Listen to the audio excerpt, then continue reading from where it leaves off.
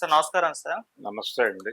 Sir 'Pradeep Ranganath' హీరోగా 'dude' cinema రాబోతుంది. So, promotions కూడా వాళ్ళు స్టార్ట్ చేశారు. అయితే ఒక ట్రైలర్ లాంచ్ ఈవెంట్ కాకుండా ఒక ప్రెస్ మీట్‌లో సార్ ఒక రిపోర్టర్ 'ప్రదీప్ రంగనాథ్‌ని' అడగడం జరిగింది. అంటే మీరు హీరో మెటీరియలే కాదు, ఈ సక్సెస్‌ని ఎలా చూడొచ్చు? ఏమన్నా లక్కా అని చెప్పేసి. ఇప్పుడు ఆ వీడియో వైరల్ అయిపోతుంది. దాని మీద విమర్శలొస్తున్నాయి. అంటే ఒక హీరోని నువ్వెలా అడుగుతావు అలా అని చెప్పేసి కూడా సోషల్ మీడియాలో నెటిజన్స్ క్వెషన్స్ రైజ్ చేయడం చూస్తున్నాం సార్. మరి దీన్ని ఏ విధంగా చూడొచ్చంటారు? మీరేం చెప్తారు సార్ ఆ ప్రశ్న? అంటే హీరో మెటీరియల్ అనేది ఒకటుంటుంది అనుకోవడం ఒక భ్రమ. హ్మ్. ఈ భ్రమని బద్దలు కొట్టినోళ్ళు చాలా మంది ఉన్నారు చరిత్రలో. ఓకే. ఇప్పుడు అక్కినేని నాగేశ్వరరావు గారికి ఆ సమస్య ఎదురైంది ఆ రోజుల్లో. హ్మ్. అంటే ఆయన బాలరాజు ఆ సినిమాలు చేసినప్పటికీ ఇండస్ట్రీలో ఆయన ఒకడే యంగెస్ట్ హీరో. నడిచేది. నడుస్తూ ఉండగా కరెక్ట్‌గా 47 ఆ ప్రాంతాలకి ఈయన ఎంటర్ అయ్యాడు. ఎన్టీ రామారావు. ఆయన నాగేశ్వరరావు మూడో తరగతితో చదువాపేశాడు. ఈయన బిఏ చదువుకున్నాడు, ప్రభుత్వోద్యోగి. ప్రభుత్వోద్యోగం చేస్తూ వచ్చాడు ఇండస్ట్రీకి. పైగా సొంతగా ఒక నాటక సమాజం ఉంది ఆయనకి. ఆ నాటక సమాజం నుంచి వచ్చాడు. పెద్ద పర్సనాలిటీ, గంభీరమైన వాయస్సు ఇన్నున్నాయి ఆయన. ఇన్ని ఉండి ఆయన రెండో సినిమాతోనే నాగేశ్వరరావుకి దాదాపుగా చెక్ పెట్టాడు. పల్లెటూరి పిల్ల సినిమాతో అక్కినేని నాగేశ్వరరావు గారి భవిష్యత్తు ఏమిటి అనే ప్రశ్న మొదలైంది. అప్పుడు ఆయన ఏం కంగారు పడలేదు. అంటే చాలా మందికి అభిప్రాయం ఉంటుంది, హీరో అంటే అలా ఉండాలి, అంత ఎత్తు ఉండాలి, అంత ఆ పర్సనాలిటీ చెక్కిన గ్రీకు శిల్పంలా ఉండాలి, ఇలాంటి భ్రమలు ఉంటాయి. అంటే అలాంటి ముక్కు ఉండాలి, అలాంటి కళ్ళు ఉండాలి, ఇవన్నీ రకరకాలు అనుకుంటారు. కానీ అలా ఉండేవాళ్ళు ఇప్పుడు రామారావు గారి పర్సనాలిటీతో ఉండేవాళ్ళు ఎంతమంది ఉన్నారు? ఆయన పిల్లలు లేరు కదా. అవును. ఎంతమంది ఉంటారు? ఎవరు ఐడెంటిఫై అవ్వాలి ఆయనతో? ఆయన ఆరాధనా భావంతో ఆయన చేసిన క్యారెక్టర్ల నుంచి జనాలు కనెక్ట్ అయ్యారు కానీ ఆయన పర్సనాలిటీతో కనెక్ట్ చేసుకోలేదు కదా. ఆయన పర్సనాలిటీ వలన కొన్ని క్యారెక్టర్లు ఆయనకు నడిచినాయి. ఇప్పుడు ఆయన రావణుడు, లేకపోతే దుర్యోధనుడు, కీచకుడు ఇలాంటి పాత్రలు వేస్తే అది ఆ పర్సనాలిటీ వల్ల నడిచిపోయింది ఆయన. అది అడ్వాంటేజ్ అయింది. నాగేశ్వరరావుకి అలాంటివి చేయడానికి అది ఒక ఇబ్బంది ఉంది. అలాంటి ఏరియాల్లో ఉపయోగపడుతుంది కానీ తన నటన ద్వారా లోపాన్ని సరిదిద్దుకుని ముందుకెళ్ళిపోవటం అనేది పెద్ద కష్టమేం కాదు. ఇప్పుడు శివాజీ గణేశన్ ఎన్టీ రామారావుతో పోలిస్తే ఆ హైట్ ఉండడే. కానీ ఒక రకంగా రామారావుకి గట్టి పోటీ ఇచ్చాడు ఆ టైంలో సౌత్ ఇండియాలో. ఎంజీఆర్ పోటీ కాదు కానీ శివాజీ గట్టి పోటీ ఇచ్చాడు నటనా పరంగా. ఇద్దరు నువ్వా నేనా అనే పరిస్థితి నడిచింది. కాబట్టి ఎలా ఉన్నారు హీరో మెటీరియల్లా ఇవన్నీ తప్పు. రెండోది, ఇతనికి ప్రదీప్ రంగనాథ్కి ఉన్నటువంటి అడ్వాంటేజ్ ఏంటంటే ప్రజెంట్ జనరేషన్లో చాలా మంది రకరకాల ఇబ్బందులతో ఉంటారు. అంటే పొట్టిగా ఉన్నాను అనేది ఒక ఫీలింగ్, అవును, సన్నగా ఉన్నాను అనేది ఇంకో ఫీలింగ్. ఇది అంటే తమని తాము బట్టతల వస్తోంది అనేది ఒక గొడవ. ఇలా రకరకాల సమస్యలతో ఆత్మన్యూనతతో బాధపడుతోంది ప్రపంచం, పర్టికులర్ గా యువత. అంటే ఇది గ్లామర్ సూత్రం అని చెప్పేసి కొన్ని పెట్టేశారు అక్కడ. ఆ పెట్టేసి వాటిని ప్రమోట్ చేస్తున్నారు. అంటే రింగుల జుట్టు ఉండాలి అనగానే వీళ్ళు బట్టతలు తడుముకుని ఫోన్లే డబ్బులు ఖర్చు పెట్టి విగ్గు పెట్టుకుందాం ఇలాంటి ఆప్షన్స్ లోకి వెళ్తారు. ఈ రిగ్గులు తయారు చేసేవాళ్ళు మార్కెటింగ్ స్ట్రాటజీలో భాగంగా ఈ బట్టతల అనేది ఉండటం వాళ్ళు చేసుకున్న పురాకృతం పూర్వజన్మ ఇది పాపం అన్నట్టుగా ప్రొజెక్ట్ చేస్తారు. బట్టతల ఉన్నప్పటికీ ఏమీ కాదు, మనం మన పద్ధతిలో వెళ్ళి సక్సెస్ఫుల్ కొట్టచ్చు అని అనుకునే పరిస్థితి లేదు. దాని వలన ఆత్మన్యూనతతో వాడు చేయాల్సిన పని కూడా చేయలేక చచ్చిపోతున్నారు చాలా మంది. అవును.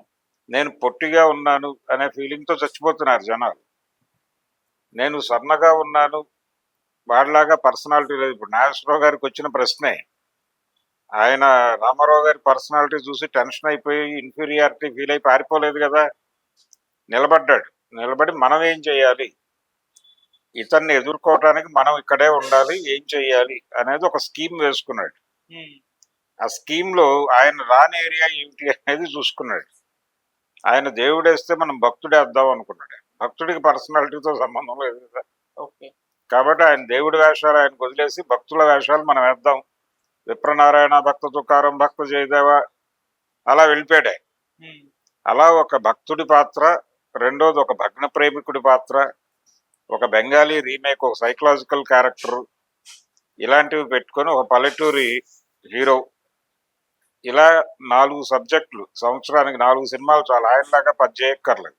ఉమ్, 4 చేద్దాం, గట్టిగా హిట్లు కొడదాం. ఆయనలాగా వెళ్ళొద్దు, అసలు ఆయనతో పోలికే వద్దు, కానీ మన ఉనికిని నిలబెట్టుకుందాం అనే నిలబడ్డాడు ఆయన. నిలబడి గట్టి పోటీ ఇచ్చాడు. 30 ఏళ్ల పైన, ఉమ్, 30 సంవత్సరాల పాటు ఆ రామారావుని తట్టుకుని నిలబడగలగటం అనేది చిన్న విషయం ఏం కాదు. అది ఆయన హీరో మెటీరియల్ కాదా అవునా ఈ చర్చ కూడా ఎవరికి రాలేదు. ఉమ్, ఆయనే చెప్పుకున్నాడు, నా కళ్ళు లోతుగా ఉంటాయి అని. స్వీయ లోపంబులు ఎరుగుట పెద్ద విద్య అన్నాడు ఆయన. అదొక గొడవ. కానీ ప్రదీప్ రంగనాథ్ జనరేషన్కి వచ్చాక అది కాదు. ప్రదీప్ రంగనాథన్ సక్సెస్ లో అతను ఒక రకంగా సమాజానికి సైకలాజికల్ గా ఒక డాక్టర్ లాగా ఉపయోగపడుతున్నాడు. అతను అలా ప్రమోట్ చేయాలి. చాలా మంది ఇలా ఆత్మన్యూనతతో బాధపడుతున్న వాళ్ళకి అతను టానిక్. అతను అందులో ట్రైలర్ లో డైలాగ్స్ ఉన్నాయి. నువ్వు 10 మంది పర్సనాలిటీ వేసుకుని వాళ్ళతో గొడవకి వెళ్తావా, 10 మంది కొట్టేస్తే ఏంటి నీ పరిస్థితి అని. ఉమ్, అంటే ఏం పర్వాలేదు, నేను 100 మందితో తన్నులు తినగలను అంటాడు. ఇది కనెక్ట్ అయ్యేటువంటి పరిస్థితి. అలాగే ఒక ఎడం చేత్తో నువ్వు పనులు చేస్తావు, కానీ కొంచెం డిఫరెంట్ గా ఆలోచించటం అనేది నా స్టైలు. విషయాలను డిఫరెంట్ గా చూసి ఒక డిఫరెంట్ పర్స్పెక్టివ్ తో ముందుకెళ్ళటం అనేది నా స్టైలు అని ఒక డైలాగ్ ఉంటుంది. ఉమ్, అలాగే నువ్వేదో నన్ను క్యూట్ చేద్దాం అనుకుంటున్నావు, నాకు నేను క్యూట్ గా ఉన్నాననే అభిప్రాయం కలిగించాలనుకుంటున్నావు, నాకు తెలుసు నేనేంటో. నేనేమంత క్యూట్ గా ఉండను, ఆ క్యూట్నెస్ అంటేనే చిరాకు అనేది ఒక డైలాగ్ ఉంది దానిలో, ఒక ఎక్స్ప్రెషన్. ఇవన్నీ కూడా సమాజంలో చాలా మంది కుర్రాళ్ళు పడుతున్నటువంటి బాధలకి టానిక్కులే. ఉమ్, ఇప్పుడు ఇలాంటి హీరోలను ప్రోత్సహించాల్సిన అవసరం ఉంది. వీళ్ళే హీరోలు. హీరోలు అంటే అందమైన పర్సనాలిటీలు అక్కర్లేదు. నువ్వు ఆ క్యారెక్టర్ని ఓన్ చేసుకుని నీ లెవెల్లో నువ్వు ఎలా చెలరేగిపోతావు అని. ఇప్పుడు ధనుష్ ఉన్నాడు. ధనుష్ ప్రారంభంలో ఇలాంటి పంచాయతీయే నడిచింది. ఉమ్, అతను హీరో మెటీరియల్ కాదు అన్నారు. కానీ అతను ఇప్పుడు హీరోగా నిలబడి సక్సెస్ఫుల్ కొడుతున్నాడు కదా. ఈ సఫరింగ్ అంటే చాలా మంది మీద అలాంటి మాటలు వస్తాయి. హీరో మెటీరియల్ కాదు, హీరోయిన్ మెటీరియల్ కాదు అని అనేస్తారు. కానీ వీళ్ళెవరు జడ్జి చేయడానికి? వాళ్ళ కెపాసిటీ, అతను రేపు పొద్దున వరుసగా ఇప్పుడు ఆల్రెడీ 3 సక్సెస్ఫుల్ లో ఉన్నాడు అతను. అవును, 200 కోట్ల సినిమా. ఈ సినిమా కూడా సక్సెస్ అయ్యే మూడ్ లో కనిపిస్తోంది. ఉమ్, ఇది కొట్టేసిన తర్వాత ఏంటి పరిస్థితి, ఏం మాట్లాడతారు వాళ్ళు? అందుకని మీరు హీరో మెటీరియల్ కాదు అని బ్రాండ్ వేయటం అంటే అతను ఒక యుద్ధం చేస్తున్నాడు అతనికి తెలియకుండానే.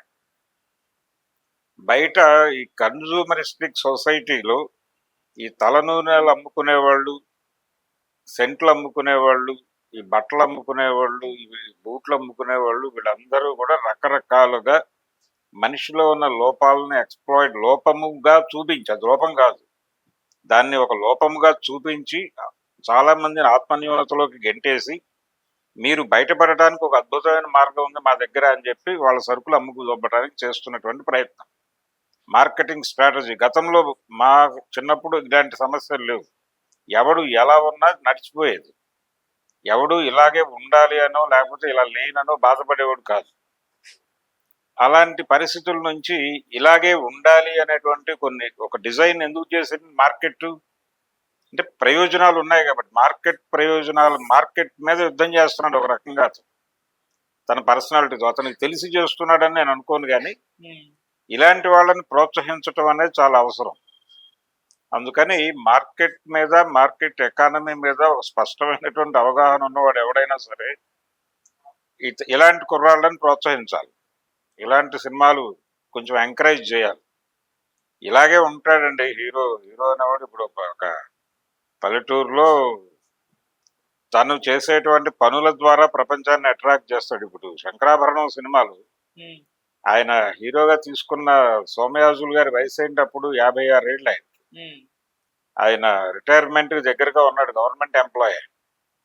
ఆ రోజుల్లో ఆయన డెప్యూటీ తహసీల్దార్ ఏదో చేస్తున్నాడు, ఉమ్, డెప్యూటీ కలెక్టర్. ఆయనని పట్టుకొచ్చి శంకర శాస్త్రి అని మంజు భార్గవిని తీసుకొచ్చి ఆవిడ్ని హీరోయిన్ అని, ఆ సినిమాకు వాళ్ళే హీరోయిన్లు కదా.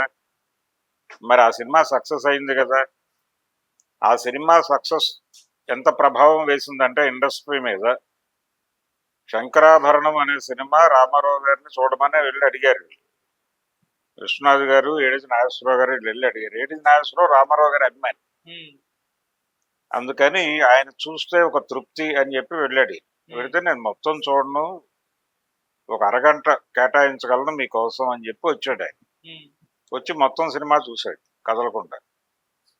చూసి బాగానే ఉంది, మీరు ఏదో ప్రయత్నం చేయండి వస్తుంది బయటికి అని చెప్పేసి విష్ చేశాడు. అది వాళ్ళ లింగమూర్తి గారి దగ్గర వాళ్ళ దగ్గర ప్రమోట్ చేసి మొత్తానికి సినిమాని బయటకు వేశారు. ఉమ్, ఆ సినిమా హిట్ అయింది.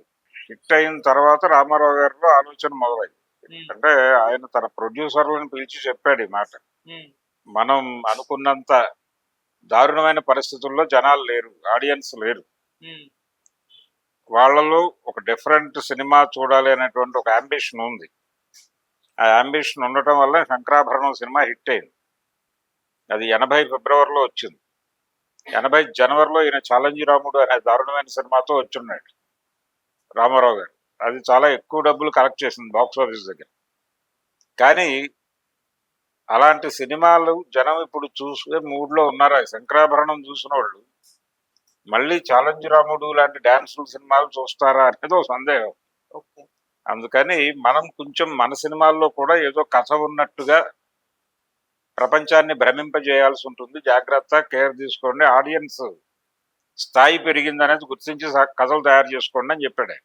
ఉమ్, ఆ తర్వాత వచ్చిన సినిమాలే సర్దార్ పాపారాయుడు కానీ, క్రాంతి కుమార్ గారి పాపారాయుడు కానీ, ఉమ్, రోజా మూవీస్ వాళ్ళ కొండవీటి సింహం కానీ, ఉమ్, విజయలక్ష్మి పిక్చర్స్ వాళ్ళ జస్టిస్ చౌదరులు, ఇవన్నీ ఆ తర్వాత వచ్చిన సినిమాలు. ఆ సినిమాలన్నిట్లోనూ ఒక పెద్ద ఎన్టీఆర్, ఒక చిన్న ఎన్టీఆర్ని పెట్టి పెద్ద ఎన్టీఆర్లో ఒక కథ ఉన్నట్టుగా భ్రమింపజేసి చిన్న ఎన్టీఆర్ మీద సరదాగా పాటలు గేట్లు చేసేసి అలా మేనేజ్ చేసుకుంటూ వెళ్ళారు. అంటే ఆయన్ని కూడా ఆలోచింపజేసింది ఆ సినిమా.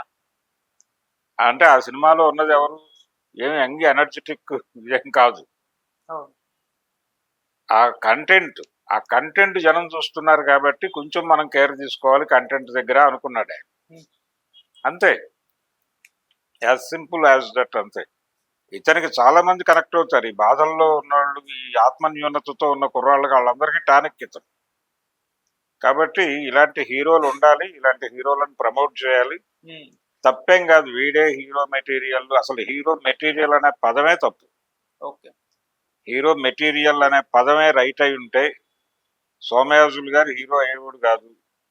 ఈవెన్ ప్రభుదేవ మీద కూడా ఆ మాట ఉంది కదా, ప్రేమికుడు సినిమా అతన్ని హీరోగా పెట్టి ఎలా సినిమా తీస్తారని మాట్లాడాడు ఆ రోజుల్లో చాలా మంది. ఉమ్, ఇలా వస్తాయి, ఇలాంటివి 100 వస్తాయి. కానీ సక్సెస్ఫుల్ కొట్టిన వాళ్ళు ఉన్నారు. కాశీనాథ్ ఉన్నాడు, కన్నడ నుంచి వచ్చి ఉమ్, తెలుగులో కూడా మంచి విజయాలు సాధించాడు. అతను అపరిచిత అనే సినిమా డైరెక్టర్. అతను హీరోగా చేసి మంచి హిట్లు కొట్టాడు. అతను కూడా హీరో మెటీరియల్ కాదు, ఆయన ఉమ్, చేశాడు. దాసరి నారాయణరావు గారు హీరోగా సినిమాలు చేసి హిట్లు కొట్టాడు కదా, అవును. ఆయన ఏం హీరో మెటీరియల్ ఏం కాదు కదా. కాబట్టి హీరో మెటీరియల్ అని ప్రత్యేకంగా ఉండదు. ఉమ్, ఆ కథని ఆకళింపు చేసుకుని తన నటనతో ఆడియన్స్ ని థియేటర్లో ఎంగేజ్ చేసి ఎమోషనలైజ్ చేయగలగటమే వాళ్ళ సక్సెస్. రాజబాబు హీరోగా చేసిన సినిమాలు హిట్ అయిన ఉన్నాయి కదా, తాత మనవడు కావచ్చు, పిచ్చోడు పెళ్లి కావచ్చు. ఉమ్, మరి ఆయన హీరో మెటీరియల్ ఏం కాదు కదా, ఎవరికి వారే ఏమన్నా తీరే సినిమా పెద్ద హిట్ కదా అది. మరి రాజబాబు హీరో మెటీరియల్ కాదు కదా, మరి అన్ని హిట్లు ఎందుకు వచ్చినాయి ఆయనకి? ఉమ్, చలం హీరో మెటీరియల్ లా కాదా, ఆయన హీరోగా మంచి సినిమాలు చేశాడు కదా. రజనీకాంత్ గారిని కూడా అన్నారు. రజనీకాంత్ మీద కూడా ఉంది అది. ఉమ్, అయినప్పటికీ రజనీకాంత్ కొంచెం పర్సనాలిటీ వ్యవహారం ఉంది కాబట్టి ఆయనతో నడిపాడు. ఉమ్, అందుకని హీరో మెటీరియల్ అనే పదమే దుర్మార్గమైన పదం. అది మార్కెట్ని మోసే పదం. మార్కెట్ని బద్దలు కొట్టాలంటే ముందు ఈ హీరో మెటీరియల్ అనే పదాన్ని చంపవతలు పడేయాలి. అది story. Okay sir, thank you so much. Thank you.